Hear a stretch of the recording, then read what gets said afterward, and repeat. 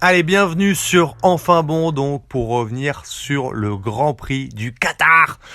Deuxième Grand Prix avant ce triple header, avant la fin de saison donc. Et encore une fois, c'est une victoire de Max Verstappen qui décidément en fin de saison revient en force pour remontrer qu'il est le patron, El Patron, dans un Grand Prix complètement décousu à mi-parcours. C'est vrai qu'on s'est endormi sur une partie et puis on a été réveillé. Alors il y avait une course sprint sur laquelle on va revenir bien sûr. Un week-end très étrange avec un Max up and down complètement dans le fond sur la course sprint. On va revenir sur le comment Max a fait vraiment évoluer en fait son week-end de course. Et puis on va revenir sur la bévue, McLaren, notamment Lando Norris, mais surtout sur les prises de décision de la FIA ce week-end qui était un peu du grand n'importe quoi. Les tensions montent entre la FIA et notamment le COP des pilotes. La GPDA, donc la gouvernance des pilotes qui est assurée par Russell. Les tensions commencent à grimper entre eux. Il faut dire que la FIA nous a fait un festival ce week-end et on va y revenir. McLaren, qu'on attendait en grande forme, l'a été, mais a laissé des plumes inutilement. Et finalement, Ferrari ressort de l'opération convenablement. Il reste 21 points d'écart. Et oui, le challenge est encore possible pour le dernier Grand Prix à Abu Dhabi. Évidemment, si Ferrari a repris le devant par rapport à McLaren, c'est qu'il y a eu des petites pertes. Alors, il y a Mercedes qui a quand même bien décousu son week-end aussi entre ces deux pilotes, des complications, surtout au niveau de Lewis Hamilton, et on va y revenir encore une fois. Mais surtout, on a eu des performances à l'arrière du peloton. C'est à l'arrière qu'on a regardé finalement ce Grand Prix. On a eu Gasly qui nous a fait encore une performance XXL pour aller chercher des points importants. Et il y a une vraie lutte donc maintenant entre Alpine, Haas et Red Bull Racing pour cette fin de saison palpitante en milieu de peloton. Et rappelez-vous, il y a 21 points d'écart avant Abu Dhabi pour le championnat constructeur.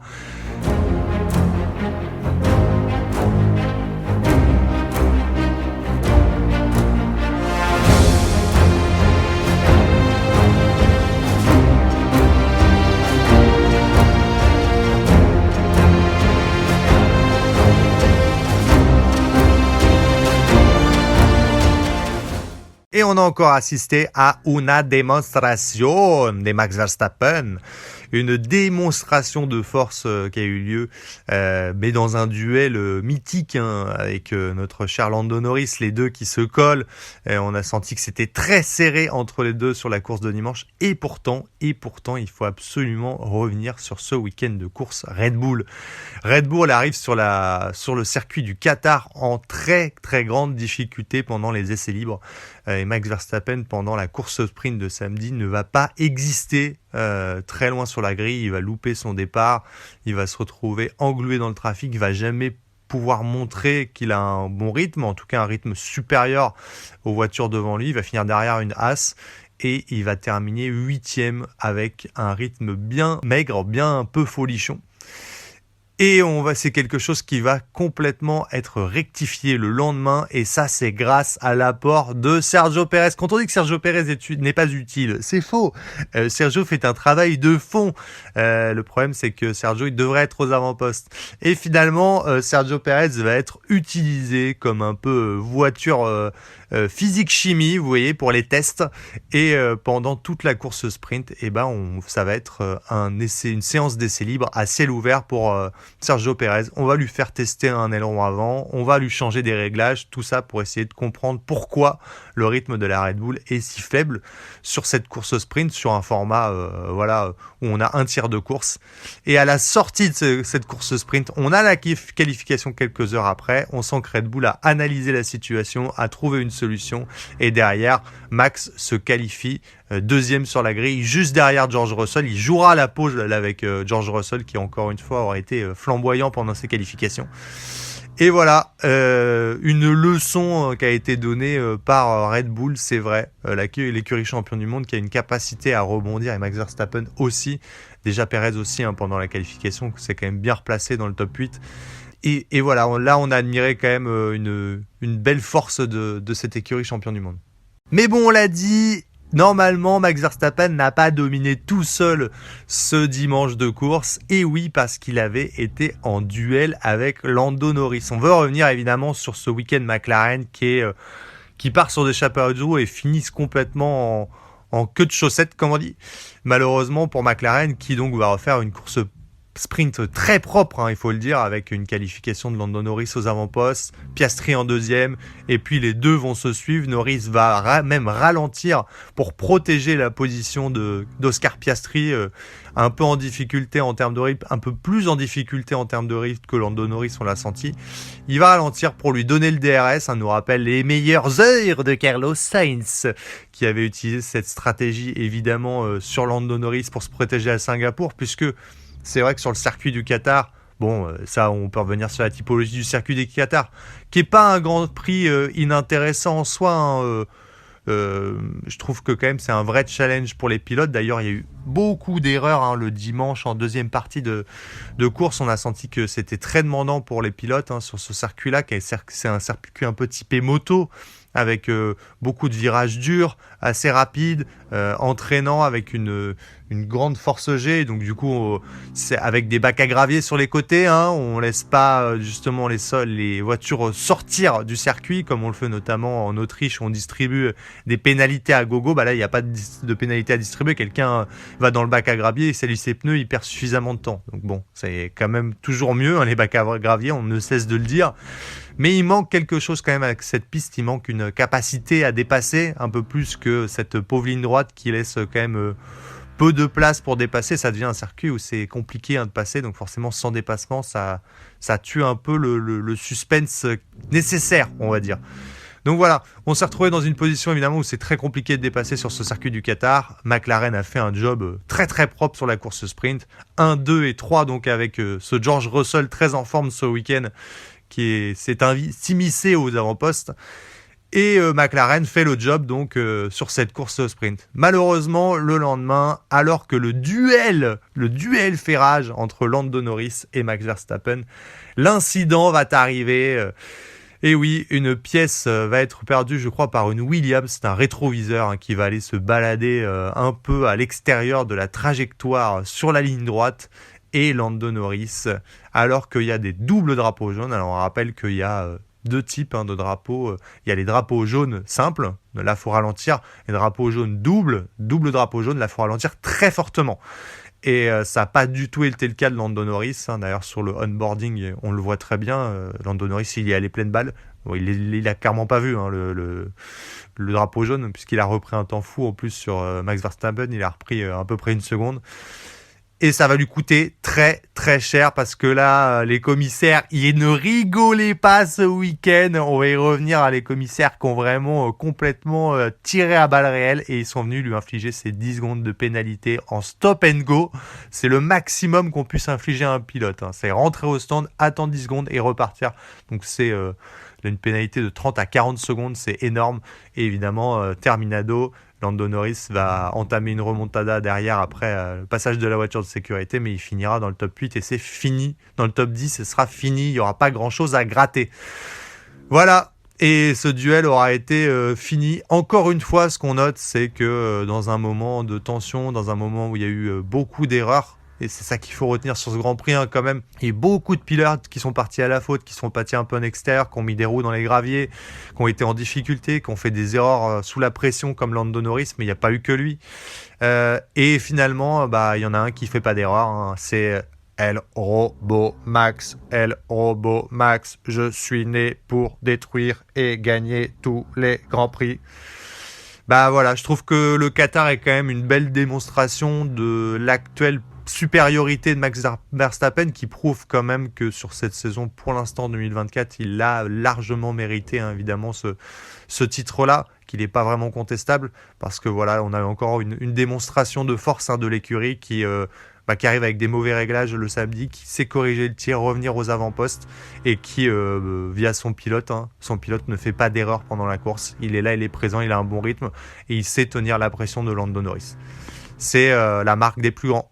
Alors évidemment, on revient sur la FIA, hein, les commissaires qui ont tiré à balles réelles ce week-end. Il y a eu des changements sur la FIA, il y a des moments de tension chez la FIA qui est en train de faire un dégraissage massif en fait chez elle. Et donc on voit du personnel qui s'en va, du personnel nouveau qui arrive. Encore une fois, il y a un gros turnover chez la FIA. Pareil donc pour ces nouveaux commissaires qui sont arrivés. Donc là, les commissaires, c'est tir à balles réelles. Donc tir à balles réelles, c'est que tout a été sanctionné sur cette course. Alors, non pas que ça soit contestable, hein, mais c'est vrai qu'on est passé sur quelque chose d'assez draconien. Là, vraiment, le moindre petit tassage est sanctionné directement. On a vu par exemple Albon qui a tassé un peu fort, on va dire Magnussen, à la fin de son dépassement. Bon, il s'est pris 10 secondes, c'est colossal par rapport au reste de la saison. Donc c'est vrai que là, comme d'habitude, hein, il y a un problème d'incohérence complète entre ce qui est infligé toute l'année, ce qui est pris comme décision toute l'année en termes de pénalité et ce qui a été appliqué là, là on a eu la version extrême. Donc ce week-end, les commissaires ont décidé donc d'aller au maximum à chaque fois, hein, on l'a vu, Lando Norris s'est pris une dose monumentale, mais enfin c'est mérité, hein, il y avait double drapeau jaune, donc il y a pas de débat à lancer là-dessus. Mais en tout cas, des commissaires qui ont distribué donc à tir larigot, mais qui n'ont pas vu quand même l'incident principal, cet aspect incroyable qui a complètement transformé ce Grand Prix et qui en plus aurait pu être évitable. C'est donc ce fameux rétroviseur qui s'envole de la Williams, que la Williams perd, et qui vient se déposer hors trajectoire sur la ligne droite donc du Qatar. Donc on rappelle que si elle est sur la ligne droite du Qatar hors trajectoire, c'est la trajectoire que tu prends en tant que pilote normalement si tu veux dépasser. Donc là, il y a un énorme rétroviseur, avec la fibre de carbone qui se trimballe donc sur la ligne droite hors trajectoire. Et du coup, comme là, on va quand même halluciner. Donc on va voir quand même ce qu'a dit la FIA. Donc la FIA ne va pas intervenir. Elle va laisser pendant plusieurs tours du coup ce rétroviseur. Et devine quoi, à un moment, quelqu'un roule sur le rétroviseur, l'éclate en 1000 morceaux, et qu'est-ce qui se passe juste après? Eh bien, il y a des crevaisons à gogo. On a Carlos Sainz, Lewis Hamilton notamment, qui ont une crevaison. Donc voilà, ça va complètement ruiner leur course. Merci la FIA, j'ai envie de dire, alors que cette décision aurait pu être prise bien en amont. On ne sait pas pourquoi, ils vont agiter les drapeaux jaunes pendant 3 plombes, double drapeau jaune, sachant que le rétroviseur se trouve à une trajectoire où il n'est pas possible d'aller le chercher. Concrètement, on est sur la ligne droite, il y a des voitures qui passent tout le temps, c'est pas un endroit hors trajectoire suffisamment éloigné de la trajectoire. Et la FIA, donc post-course évidemment, elle sait que tout le monde va lui tomber dessus. Elle nous fait un petit statement pour nous dire oui mais regardez, dans les règles il y a écrit que si c'est pas sur la trajectoire et c'est hors trajectoire, on applique les drapeaux jaunes. Voilà, bon, c'est une réponse d'un enfant de 14 ans qu'on vient de gronder, et qui se rend compte de sa connerie et préfère ne pas l'avouer. Et donc va répondre ça. Non mais enfin il y a écrit dans le truc que c'est pas sur la trajectoire, donc quand c'est pas sur la trajectoire, c'est quand même hallucinant comme réponse de la part de la FIA dans une prise de responsabilité aussi importante qu'un débris qui se trouve sur une trajectoire, sur la piste, et qui doit prendre en considération. Évidemment là quelqu'un a roulé dessus, il a éclaté. On aurait très bien pu avoir une voiture qui passe près de ce rétroviseur, qui avec un appel d'air le soulève et il vient percuter un casque ou autre. Bref, de toute façon, c'est un élément dangereux qui se trouve sur la piste. Donc, en fait, on peut pas que s'appuyer sur le règlement. Si le règlement dit que, justement, il y a un élément sur la piste, même s'il est hors trajectoire, on peut peut-être juste balancer une voiture de sécurité, l'enlever et continuer la course. Donc, il n'y a rien qui justifie vraiment ça, mais la FIA est vraiment sous pression en ce moment et on se rend compte que, surtout, elle se remet pas du tout en compte. Récemment, donc, on a eu un turnover donc magistral. C'est ce que j'ai abordé, du coup, en début de session sur la session à FIA. Et c'est vrai que le GPDA, donc le comité des pilotes en gros, mené par George Russell, s'est dit attendez, la FIA, on aimerait bien un peu de stabilité parce que c'est déjà très compliqué les prises de décision sur les pénalités toute l'année, c'est pas du tout cohérent et là vous êtes encore en train de changer l'effectif toutes les 5 minutes. On aimerait bien en fait être au courant de ces changements en amont, connaître un petit peu comment ça se passe. La réponse de Mohamed Ben Sulayed, président de la FIA, vous allez voir, c'est une réponse d'un enfant de 14 ans, c'est la même, on reste sur le même thème. Eux, quand ils font des changements dans leur équipe, ils nous préviennent pas. Alors je vois pas pourquoi nous on devrait les prévenir. Ok, mais la FIA, c'est l'instance qui régit le sport automobile en général. C'est elle donc qui applique l'ensemble des règles du championnat du monde du sport automobile. Donc l'impact, il est direct sur les écuries. Toi, tu as une écurie, tu changes ton directeur technique, ça va pas changer de la vie de la FIA si tu veux. La FIA, elle s'en fout complètement. C'est juste que peut-être que tu t'organises mieux, peut-être que tu as des moins bonnes performances en piste. Concrètement, ça en touche une sans faire bouger l'autre, comme on dit. Là, ça a un impact direct, les prises de décision, puisque c'est l'instance qui régit en fait le sport automobile. Donc voilà, on est quand même sur un niveau pour l'instant actuel de la FIA qui est assez critique, je trouve, dans les prises de décision, dans la position dont elle gère en fait ces mauvaises décisions, comme elle l'a fait ce week-end. Donc voilà, j'ai pas de réflexion à faire en fait sur les décisions des commissaires. Je trouve qu'elles ont été plutôt justes. Elles ont été extrêmes. Le problème, c'est qu'évidemment, elles sont pas du tout cohérentes avec les pénalités qui ont été prises toute l'année, puisque des fois, pour les mêmes dépassements, il n'y a rien qui a été infligé, donc encore une fois, c'est incohérent.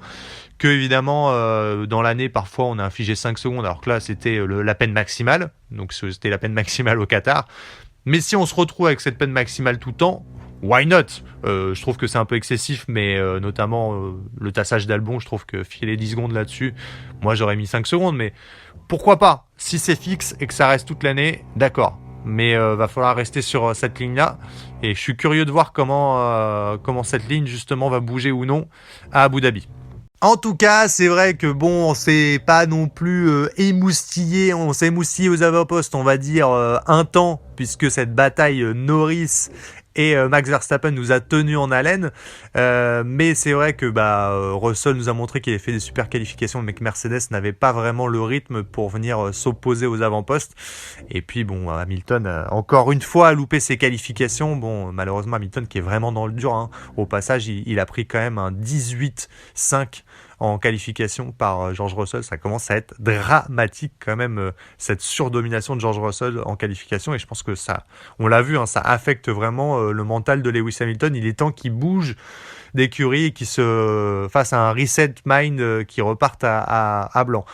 En tout cas, Ferrari sort de cette opération, écoutez, en sauvant les meubles, avec une course sprint plutôt solide, 4e et 5e. Et puis, avec cette chute, Charles Leclerc aura assuré un très beau Grand Prix. Carlos Sainz aussi, hein. Carlos Sainz s'est fait complètement vilipender par du coup ce rétroviseur qui aura sauté. Sinon, il aurait fini à une très bonne place. Mais malheureusement, à cause de ça, il perd des points. En tout cas, Charles Leclerc aura assuré l'essentiel. Il aura fini 2e puisque Norris aura été pénalisé. Et puis, il aura ramené des points précieux à la maison. Ferrari reste donc à 21 points de McLaren. Qui l'eût cru ? On attendait les McLaren en très très très grande forme au Qatar. C'était un peu le cas, hein, mais évidemment, l'erreur de Norris, l'erreur de pression encore une fois, lui aura coûté très cher à McLaren. Et c'est vrai que cette année on se dit que McLaren avait les clés quand même pour être plus haut et aurait pu gagner ce championnat du monde bien avant. En tout cas, c'est vrai que ce qui nous a émoustillé, c'était plutôt le milieu de plateau et cette bagarre qui a été lancée donc entre Alpine, Racing Bull et Haas, cette bagarre qui a commencé dès la course sprint où Haas est venu se mettre aux avant-postes et il y avait déjà Alpine et Gasly qui étaient devant. Incroyable, Gasly en très grande forme. Bon, on reviendra sur la situation avec Esteban Ocon après, mais Alpine et Gasly en très grande forme en course sprint. Il va y avoir un raté malheureusement et Gasly va devoir abandonner pour la course sprint, mais déjà on sentait qu'il avait un gros rythme. Et sur cette course après du dimanche, on va avoir un grand Pierre Gasly qui va venir chercher les points importants, qui va aller chercher cette 5e place, qui va marquer des points très importants, même si derrière, du coup, Racing Bull va marquer les quelques points dans le top 10 et Haas aussi. Eh bien, Alpine vient à la fin de ce Grand Prix consolider sa 6e place. C'est incroyable, Alpine va peut-être finir 6e du championnat. Et là aussi, c'est une stratégie qui est dure à voir parce que là, on rentre vraiment dans le dur, hein. Esteban Ocon donc s'en va chez Haas l'année prochaine. On a choisi de donner une seule voiture potable, hein, une voiture avec toutes les évolutions, avec toutes les dernières évolutions, une voiture solide sur laquelle on s'appuie, qui est celle de Pierre Gasly, parce que on essaye de maximiser les points et ça marche. Force est de constater que ça marche. Le problème, c'est qu'on donne pas le même matériel à Esteban Ocon et du coup, lui, il est empêtré en fond de grille. Clou du spectacle d'ailleurs, puisque là, on a appris que Jack Doohan allait donc le remplacer pour la fin de saison. Je trouve que c'est quand même un manque de respect assez énorme. Bon, cette écurie, de toute façon, elle a pas. Là, son image, elle est tellement à un point mauvais que bon, il y a plus rien à dire là-dessus, mais c'est vrai que c'est un manque de respect énorme, je pense, pour le pilote Esteban Ocon qui fait pas une mauvaise saison et qui se retrouve éjecté de la dernière course qu'il peut même pas faire avec son écurie. Voilà, il n'y a pas eu d'adieu spécifique du coup pendant la dernière course qu'il a fait avec eux. Enfin bref, c'est assez minable, on va dire.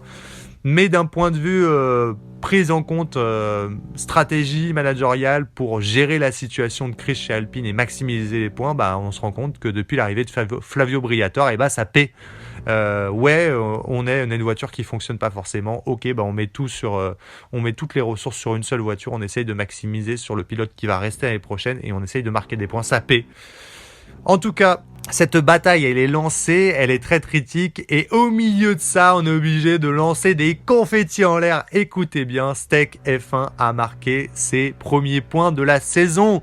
Guan Yu Zhou a donc fini 8ème pour marquer 4 petits points pour l'écurie Steak. C'est incroyable. Pour eux, c'est une petite victoire de ne pas finir la saison avec 0 points. C'était la seule écurie qui n'avait pas marqué de points cette saison. Et Steak qui s'est vraiment réveillé sur ce week-end de course.